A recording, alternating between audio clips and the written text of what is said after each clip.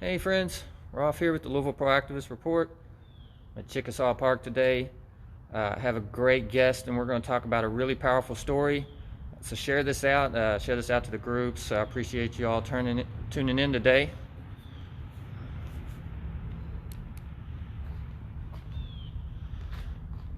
I'm here with a very special guest. I'm here, there we go, with Michael Thomas. Thank you so much for joining us today. Appreciate you being here. Now, talk to you a little bit about this, and you have a very powerful story about your son and your grandson. Yes. And we definitely want to share that out. This is not a new story. This has been going on for a while, but it's kind of fallen through the cracks, and we want to get this out there and you know, make sure people know about this.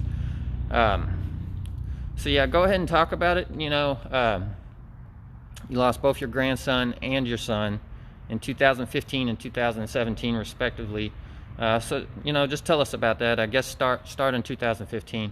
Okay.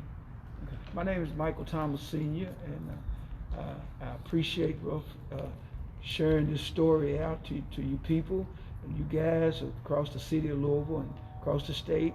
And it's concerning my son, Michael Thomas Jr., aka Louis Keys. He was murdered in the city of Louisville on July the 5th, 2015. On Bluegrass Avenue on a Sunday night, and we haven't heard any information from the Louisville Metro Police Department concerning our son's death.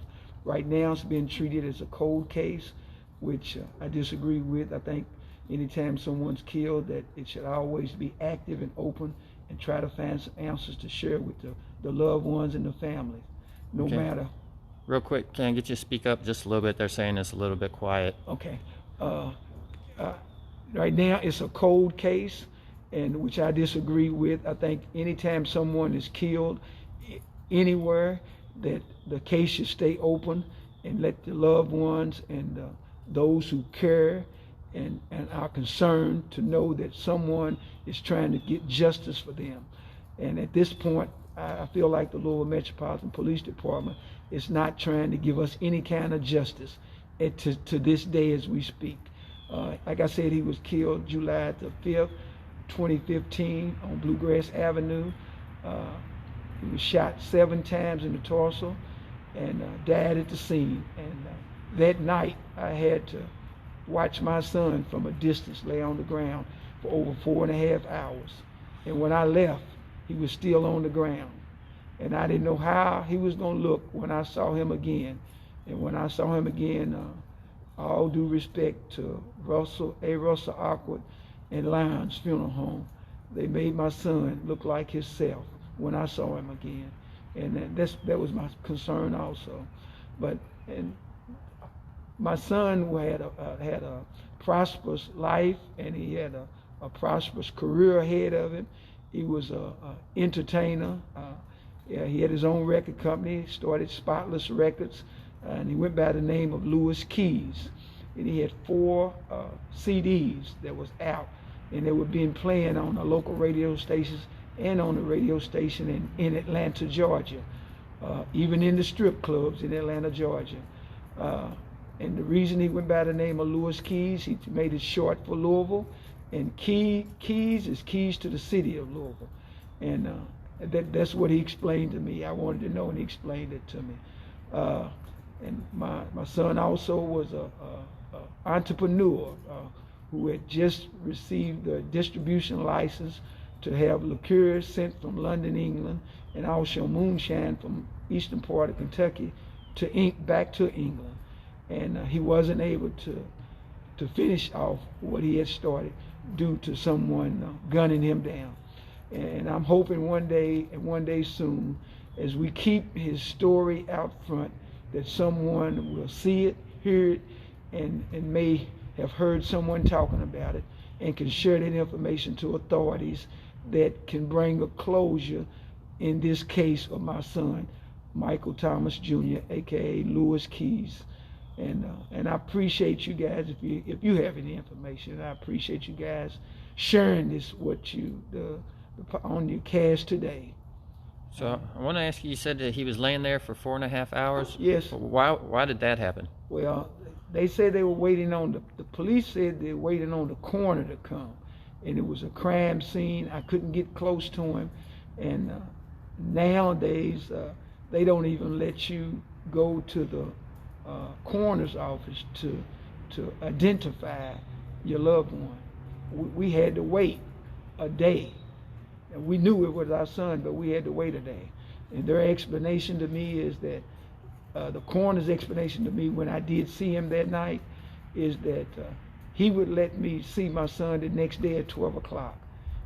12 o'clock the next day, he called me and he said, Mr. Thomas, I can't let you see your son because this is a secure facility. I said, but you told me that I could see my son 12 o'clock today. He said, I know.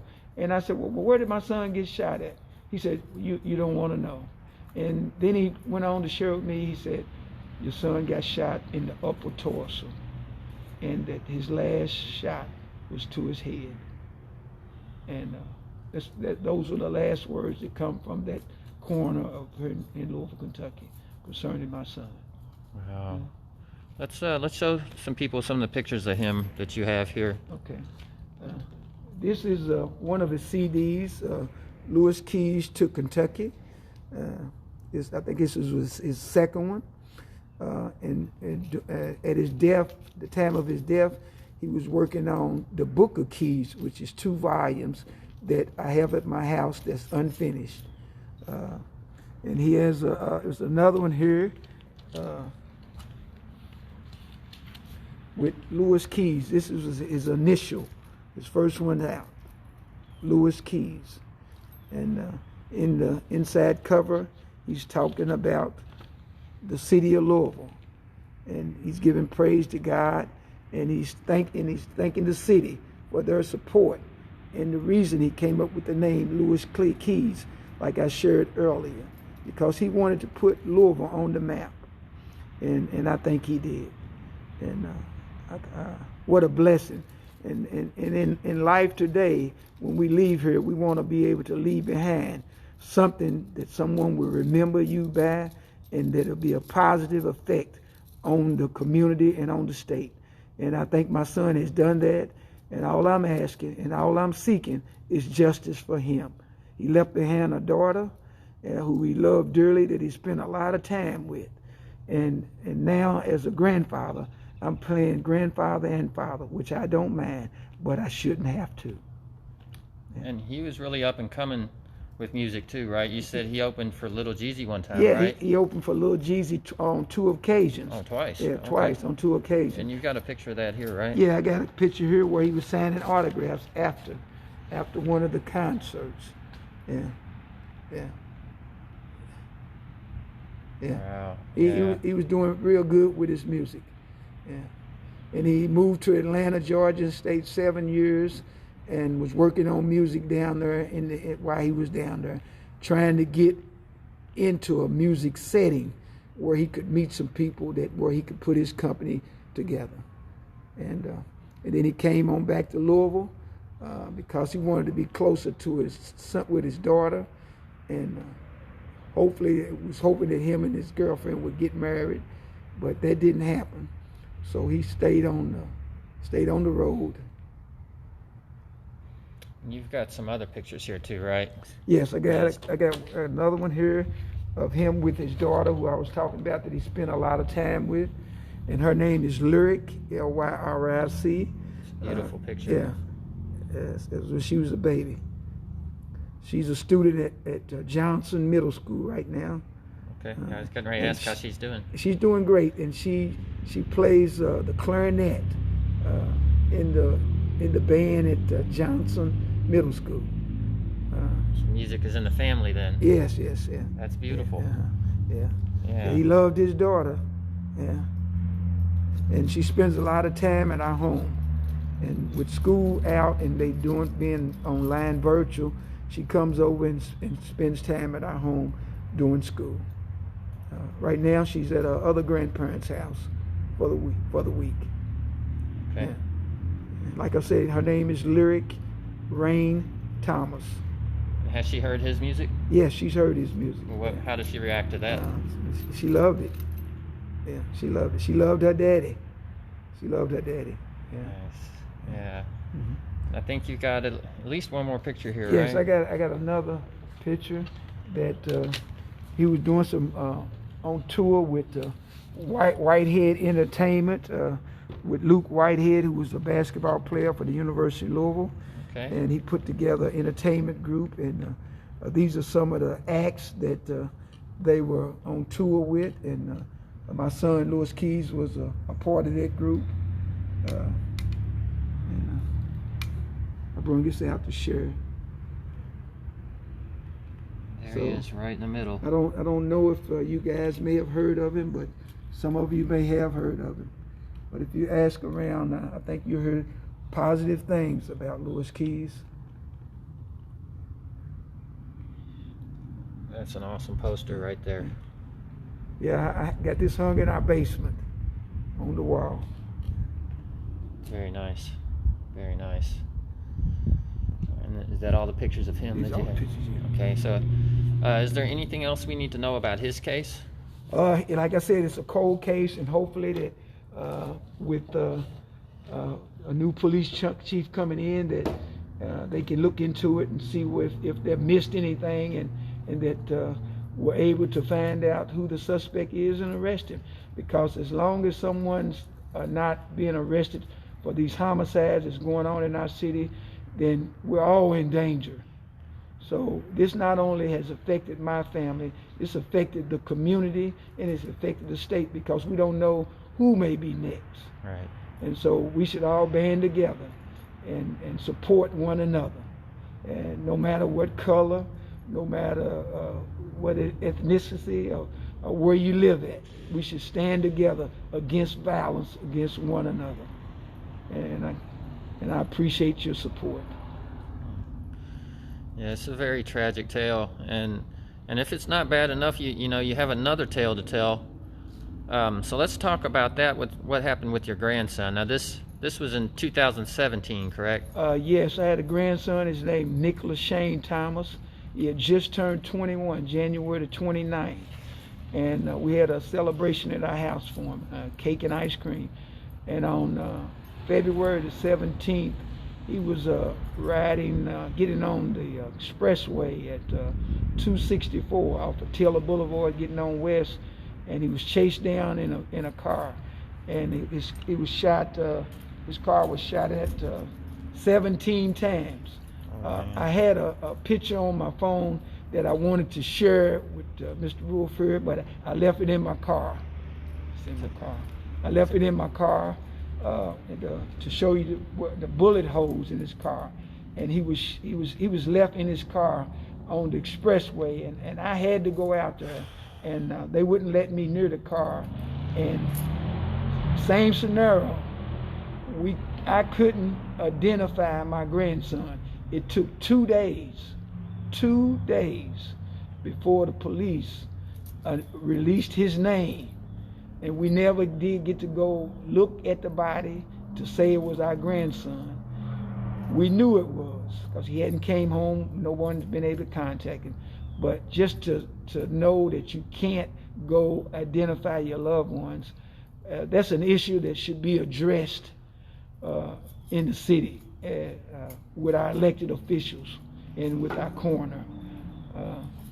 And Nicholas was, like I said, 21 at the time he was killed, and the police told me that he had a contract out on his head for $40,000, and I'm saying $40,000 for somebody's life, and I don't know what that was about, but that's what the police told me. And did they have anything to back that up or anything? They didn't have anything to back it up, and they shared with me that the detective that night, he died himself a few years ago. He shared with me that night that it was going to be a lot of deaths behind this, and I was wondering what he was talking about. I couldn't understand what he was talking about, and I still couldn't, and still can't today. But that's what he said to me. And when we buried our grandson, we called and to find out if they had any kind of information. They wouldn't give us any information, and then they wouldn't return our phone calls. And as we speak today, his case is open, but no one shares any information with us. Give us any information concerning Nicholas's death. And if people in the streets know, you can bet that the Louisville Metropolitan Police Department know. And for me, as a parent and as a grandparent, and as a citizen and as a registered voter in the state of Kentucky, I think the police does not give a damn when it comes to minorities being killed in this city, whether it be through black-on-black crime, or through police brutality, or through police killing. They do not care. And I've seen it with my own eyes. And it's sad, but it's true. They may not like it, but they know that it's true. And something has to be done. And I think the way it can be done is at the ballot box, and people banding together, whites, blacks, browns, Jewish, Christians, Muslims, all banding together, saying that we're all one, we should love one another, and that person matters just like the next person matters. And until we come together like that, we're going to see these problems continue rising. So my prayer is that we come together, because we are all in this together. Because what happened to me and my family not only affected me and my family, but it affects other families as well. Because other families have young grandkids, sons and daughters. They have grandsons and daughters, and they should be able to move about our community freely and at will and be safe from anything. And I'm hopefully some changes are going to come. And it's sad that through the violence that we have seen in the last few years, police brutality, police murder all across this country, and black-on-black crime, and white-on-white crime, and homicide against one another in our communities, it's time for a change. And it's only going to come about as we as citizens and as individuals collectively working together. That's it.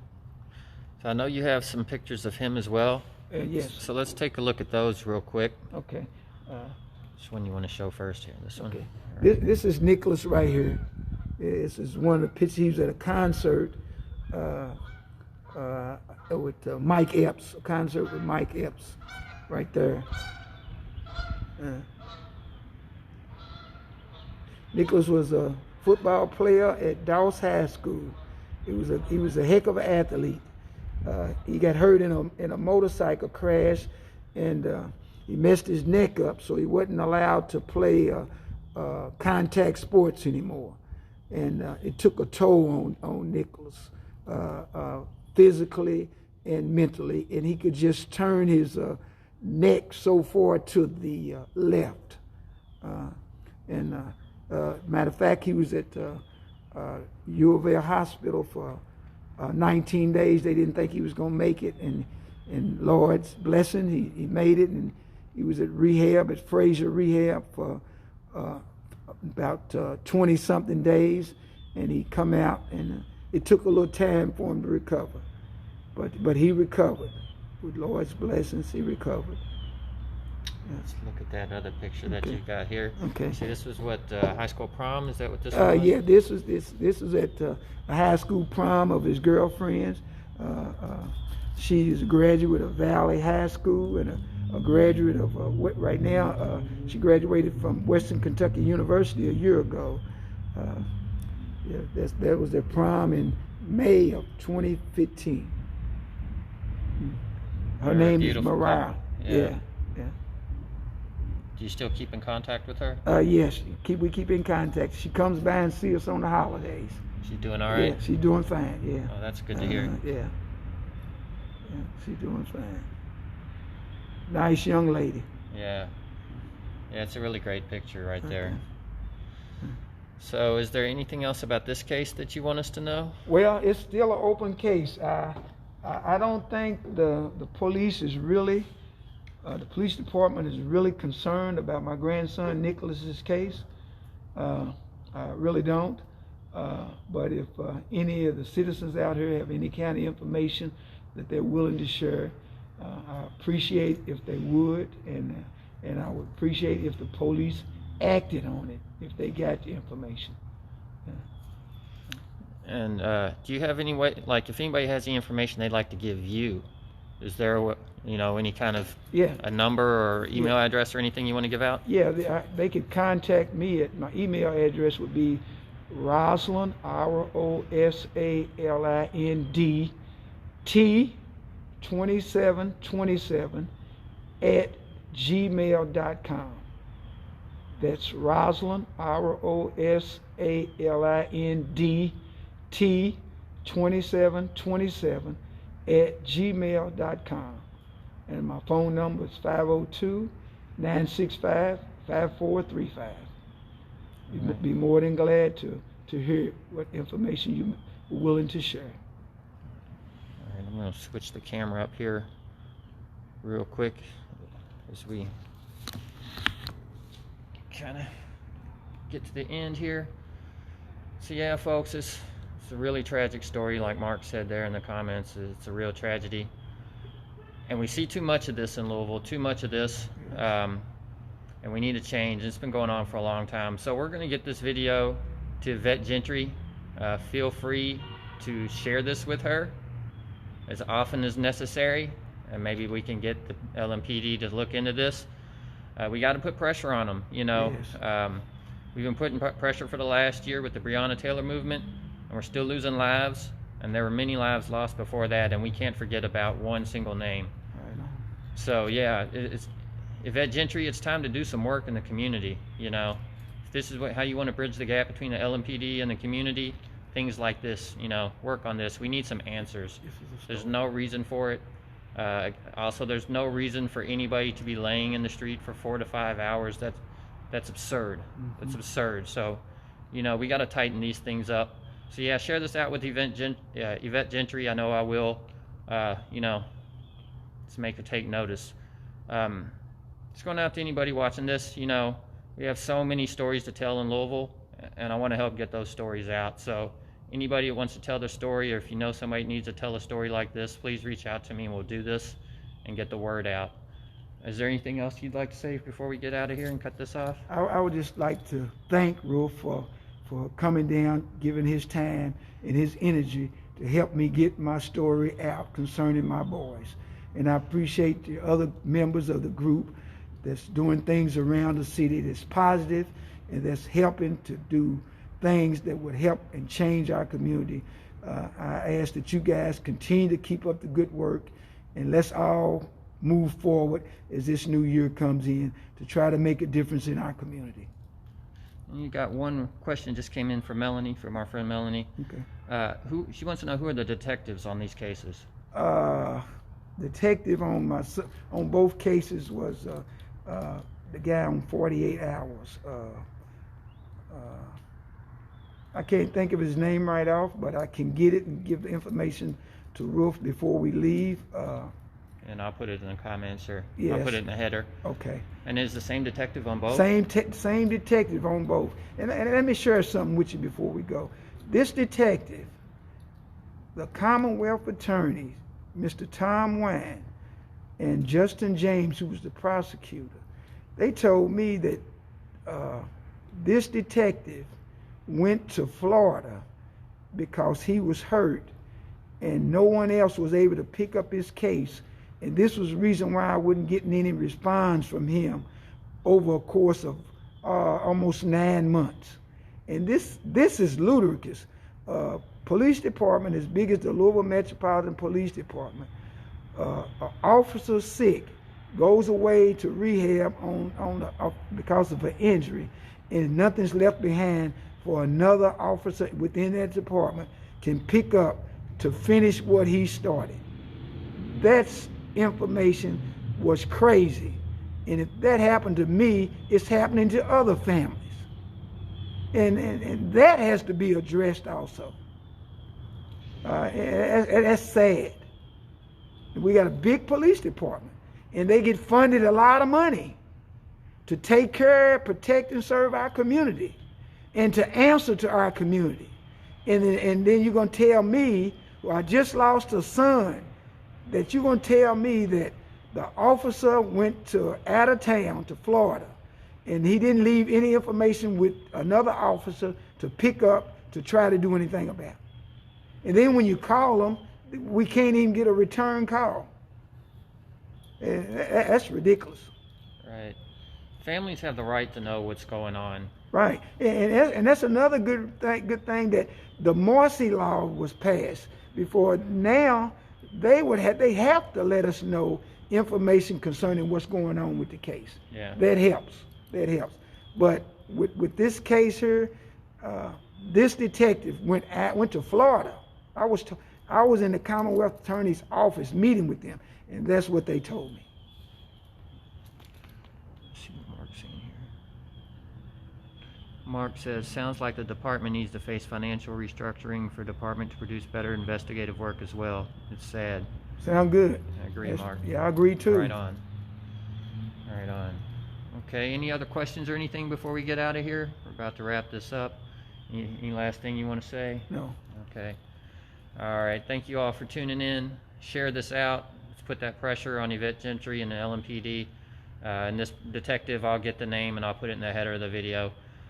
Thank you all for watching. I appreciate you all. Until next time, and remember to always think critically. Amen.